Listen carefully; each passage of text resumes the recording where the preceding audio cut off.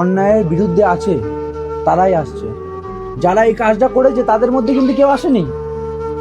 যে দলের বা একটা স্পেসিফিক পার্টির যারা করেছে তাদের মধ্যে কিন্তু কেউ আসছে না এখানে। আমাদের যে এমএলএ আছে শ্রী নির্মল ধারা, উনি কিন্তু একবার এসে খবর বা কোনো কিছু উনি নেননি।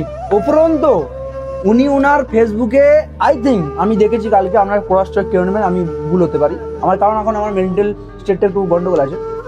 উনি ওখানে পোস্ট করছেন যে আমার বাবার মৃত্যুর কারণ হয়েছে রক্তচাপের কারণে।